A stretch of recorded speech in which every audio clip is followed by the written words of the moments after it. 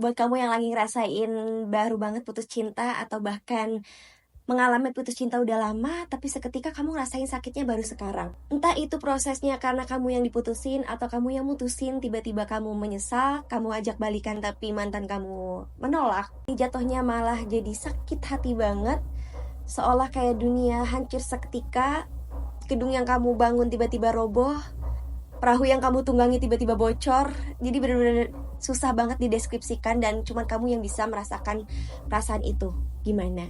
Sedihnya, kecewa, marah, terpuruk, merasa sendiri, dan yang lainnya. Itu cuma kamu yang tahu, bukan orang lain. Oke, biasanya orang tuh kalau misalnya putus cinta pengen cepet-cepet sembuh, pengen cepet-cepet lupa, pengen gak mau sedih, kayak ngerasa buang-buang waktu, semua itu. Aku coba analogikan deh, kalau misalnya kamu kena luka iris pisau atau kamu kena luka terpleset atau jatuh dari motor, terus kamu cepet-cepet tutup luka itu tanpa kamu sadari kenapa terjadi, terus kamu bersihkan terlebih dahulu menggunakan alkohol misalnya, walaupun terasa perih, tapi kamu malah langsung tutup luka itu, yang bakal kamu rasain adalah infeksi di kemudian hari. Sama halnya putus cinta. Biasanya orang yang maksa buat sembuh itu tanda-tandanya dia yang selalu maksa atau pura-pura happy. Selalu ingin menunjukkan bahwa dia tuh gak ada apa-apa, ada yang terjadi di dalam hidupnya gitu. Hahaha, menghibur orang lain padahal hatinya sendiri belum selesai. Terus yang kedua itu overwork.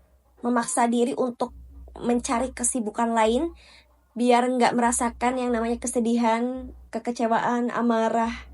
Jadi diganti dengan segala macam kesibukan. Ya mungkin perasaan itu bakalan seketika tertutupi aja gitu. Percaya deh, tapi di suatu hari ketika perasaan ini datang, ada hal yang bikin kamu ke-trigger untuk mengingat sesuatu tentang dia. Itu kamu benar-benar dalam situasi kebingungan banget. Dan kamu pasti kayak, ini kenapa ya, kok aku bisa merasakan sesedih ini gitu. Ini apa yang aku rasain?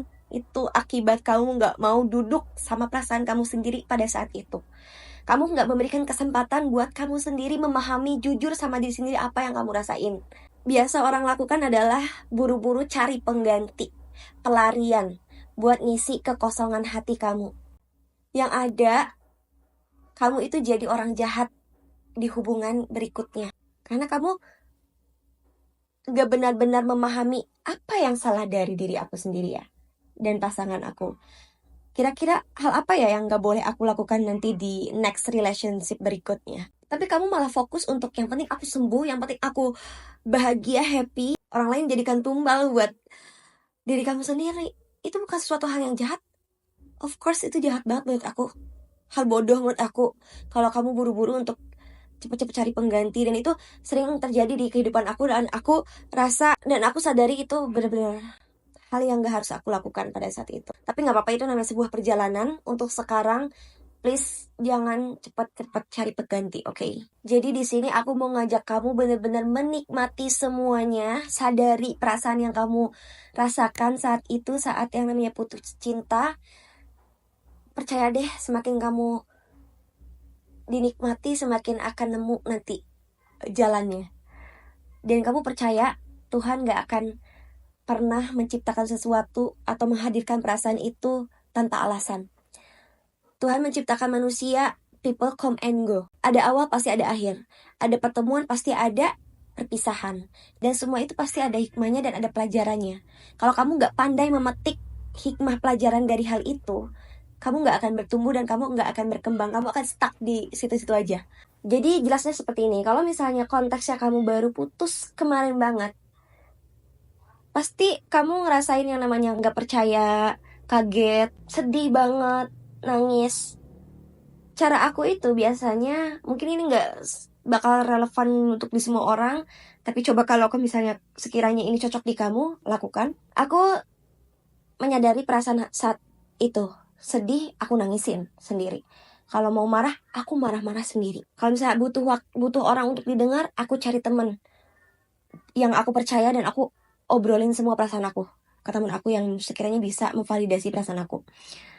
Kalau sekiranya waktunya gak cukup oke, aku di rumah sendirian, duduk, diskusi sama diri sendiri, atau bahkan aku hadirkan orang itu, aku ajak obrol, kamu kenapa begini, kamu kenapa begitu, aku tuh sekarang lagi ngerasain ini.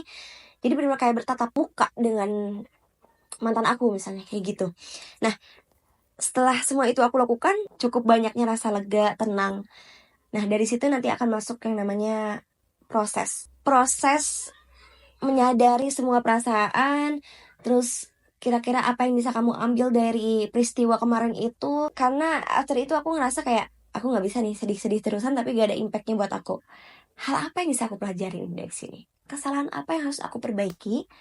Dan kira-kira apa yang harus aku bawa buat kehubungan nanti biar di next relationship aku bakal jauh lebih bisa handle segala permasalahan yang bakal datang di next relationship aku yang bakal aku jalani nanti, kayak gitu. Ingat ya, jangan pernah kamu tolak perasaan kamu ketika perasaan itu datang. Karena semakin kamu tolak, itu akan semakin menderita. Rumus suffering itu sendiri kan, suffering sama dengan pain kali resisten. Rasa sakit dikali penolakan yang kamu lakukan itu bakal jauh lebih menderita. Makanya ya udah, sadari aja. Nah, untuk di next berikutnya aku bakal bahas proses menyadari semuanya, proses mengenali diri kamu sendiri, proses dimana peristiwa ini dijadikan sebuah opportunity, golden moment. Itu aku bakal bahas di video berikutnya. Makanya jangan lupa subscribe dan tunggu konten aku berikutnya. Like, komen juga. Kalau misalnya kamu bingung tempat mana yang bisa kamu curhati, gak apa-apa, kamu isi kolom komentar video aku di bawah, oke? Siapa tahu bisa bantu ngelegain perasaan kamu, sakit kamu. Terima kasih yang udah nonton. See you guys di next video berikutnya.